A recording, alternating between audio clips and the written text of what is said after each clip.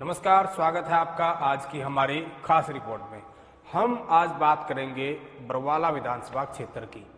एक ऐसा विधानसभा क्षेत्र जहां से अभी तक कोई भी दोबारा विधायक नहीं बन पाया। उसके साथ साथ जितने भी विधायक बने सभी वहां से पुरुष ही विधायक बने, यानी आज तक कोई भी महिला यहां से विधायक नहीं बन पाई। बरवाला के इतिहास में एक या दो बार को छोड़ भी दें तो सभी विधायक जो है वो बाहर के ही बने। इस तरह के कई रोचक बातें जो हैं वो हम आपको बताएंगे, बरवाला विधानसभा का इतिहास बताएंगे और ये भी बताएंगे कि कब ये विधानसभा बनी और कौन कौन यहाँ से विधायक बना। कुल वोटों के साथ साथ बरवाला विधानसभा के जातीय समीकरण हम आपको समझाएंगे और आगामी जो चुनाव होने हैं उसको लेकर कौन कौन से जो है वो संभावित उम्मीदवार हैं और कौन से उम्मीदवार किस पार्टी का कहीं ना कहीं जो है चेहरा हो सकते हैं, कैंडिडेट हो सकते हैं। तो ये तमाम बातें हम आपको बताएंगे। देखिए हमारी ये खास रिपोर्ट।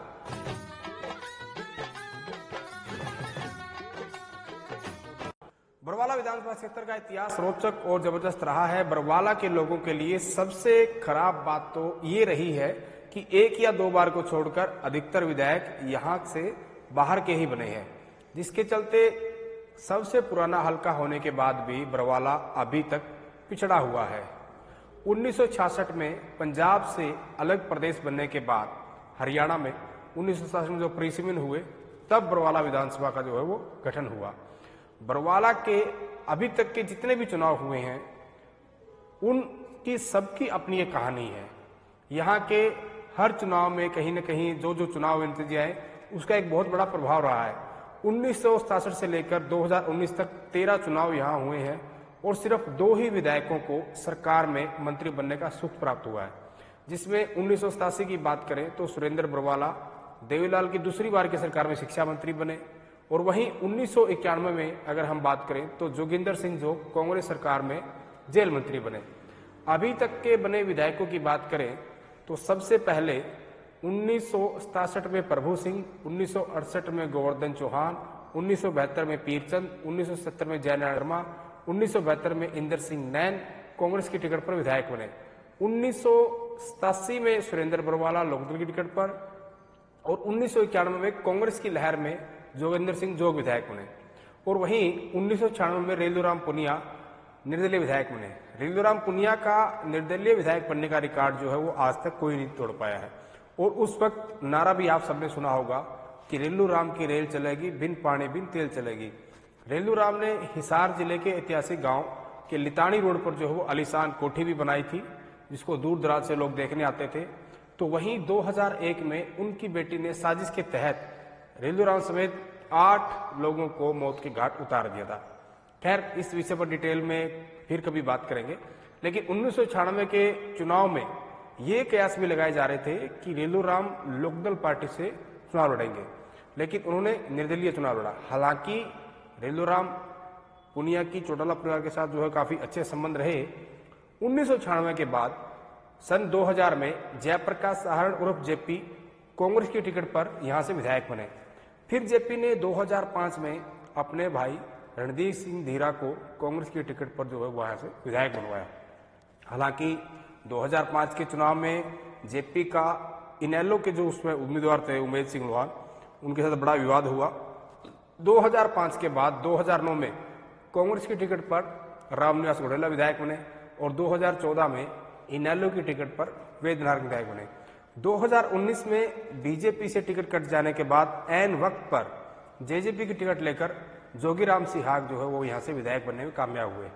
इससे पहले जोगीराम सिहाग कई चुनाव लड़ चुके थे और अब बारी है 2024 की। जैसे कि मैंने पहले बताया कि अभी तक बरवाला में कुल 13 विधायक बने और उनमें से कोई भी विधायक जो बरवाला से हो दोबारा चुनाव नहीं जीत पाया। इस बार देखना होगा कि ये रिकॉर्ड टूटता है या फिर यूं ही बरकरार रहता है। वहीं पार्टियों की बात करें तो सभी पार्टियों के पास कई संभावित उम्मीदवार मैदान में हैं। सत्ता पक्ष पार्टी बीजेपी की बात करें तो सुरेंद्र पुनिया यहां से कई चुनाव लड़ चुके हैं, लेकिन उनको कामयाबी नहीं मिल पाई। कई बार इस तरह के भी कयास लगाए जाते हैं कि इस बार बीजेपी यहां से नलवा से लगातार दूसरी बार विधायक बनने वाले रणवीर गंगवा को भी चुनाव लड़वा सकती है तो वहीं पूर्व विधायक वेद नारंग भी जो है वो कहीं न कहीं खुद की टिकट जो है पक्की मान रहे हैं। तो सरकार की सहयोगी पार्टी जेजेपी की बात करें तो जोगीराम सिहाग का मन हमेशा ही जेजेपी की बजाय बीजेपी में रहा है, तो वो भी बीजेपी की टिकट पर यहाँ से चुनाव लड़ना चाहते हैं। बाई चांस उनको यहाँ से टिकट नहीं मिलती है तो उनका दूसरा ऑप्शन नारनौल भी हो सकता है, लेकिन ये लोकसभा चुनाव के बाद तय होगा। जेजेपी की बात करें तो जननायक जनता पार्टी की महिला की जो प्रदेश अध्यक्ष शीला भ्यान, उन्होंने भी कहीं न कहीं 2009 में इनेलो की टिकट पर यहाँ से चुनाव लड़ा था। तो वहीं मुख्य विपक्षी दल अगर कांग्रेस की बात करें तो सबसे ज्यादा संभावित उम्मीदवार कांग्रेस के हैं, जिनमें रामनिवास घोड़ेला, रणदीप सिंह धीरा, डॉक्टर राजेंद्र सूरा, कृष्ण सातरोड़, संजना सातरोड़, भूपेंद्र गंगवा और 2014 में हजका की टिकट पर चुनाव लड़ चुके रामनिवास राणा समेत कई ऐसे संभावित नाम हैं जो कहीं न कहीं चुनाव लड़ना चाहते हैं। इनेलो की अगर बात करें तो 2005 के चुनाव में मात्र 3 या 4 हजार वोटों से चुनाव हारे उमेश सिंह लोहान, राजीव राजा और इनके अलावा कुछ नए चेहरे भी कहीं न कहीं चुनाव की तैयारी कर रहे हैं।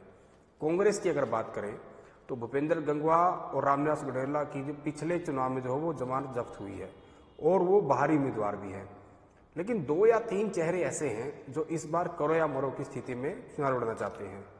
उनमें से हिसार जिला परिषद के चेयरमैन रहे डॉक्टर राजेंद्र सूरा भी हैं, जिन्होंने 2014 में निर्दलीय चुनाव लड़ा था। राजेंद्र सूरा का गांव भी बरवाला हल्के में ही आता है, तो ऐसे में राजेंद्र सूरा की गिनती वैसे तो हुड्डा गुट में होती है, लेकिन कुमारी सैलजा और रणदीप सुरजेवाला के साथ भी कहीं न कहीं वो संतुलन बनाकर चलते हैं। तो वहीं जयप्रकाश जेपी के काफी करीब और मजबूत साथियों में कहीं न कहीं उनको प्रमुखता से गिना जाता है। तो वहीं दूसरा नाम है कृष्ण सातरोड़ का। कृष्ण सातरोड़ करीब 2 दशक से ज्यादा कांग्रेस की राजनीति कर रहे हैं। कांग्रेस में जिले से लेकर राष्ट्रीय स्तर तक विभिन्न अहम पदों पर रहे। पार्टी के समर्पित कार्यकर्ताओं में उनकी गिनती होती है। कुमारी सैलजा और रणदीप सुरजेवाला की विश्वास पात्र हैं। वैसे तो कृष्ण सातरोड़ ने कभी विधानसभा का चुनाव नहीं लड़ा, लेकिन उनके लिए सबसे अच्छी बात यह है कि उनका गांव सातरोड़ अठगामा में आता है, जिसका बरवाला विधानसभा में एक अपना ही अलग महत्व है, जिसमें कुछ गांव आते हैं सातरोड़ कलां, सातरोड़ खुर्द, सातरोड़ खास, लाडवा, बगाड़ा, मायड़, खड़, अलीपुर, रायपुर, शिकारपुर, मिर्जापुर और न्याणा। और ये जो गांव आते हैं कहीं न कहीं ये उसी वार्ड में आते हैं जिसमें कृष्ण सातरोड़ जिला पार्षद रह चुके हैं, जो कि इनका एक प्लस पॉइंट भी है। अठगामा में करीब 65 से 70 हजार वोट हैं, जो कि अपने आप में कहीं न कहीं काफी निर्णायक साबित होंगे। तो वहीं बरवाला हल्के के अगर टोटल वोट की बात करें तो बरवाला विधानसभा में करीब 2.25 लाख वोट हैं, जिनमें से 60 हजार से ज्यादा जाट वोट हैं और उसके बाद 18 हजार के आसपास कुम्हार और करीब 17 हजार चमार जाति के वोट हैं। तो जातीय समीकरण के लिहाज से भी बरवाला में इस बार जबरदस्त परिणाम देखने को मिलेंगे। तो हमने आपको बताया कि बरवाला विधानसभा की जो कुंडली है वो किस तरह की है, लेकिन आपको क्या लगता है, आपके अनुसार इस बार बरवाला विधानसभा से जो है वो कौन विधायक बन सकता है? आप भी कमेंट बॉक्स में जरूर लिखकर बताएं। धन्यवाद।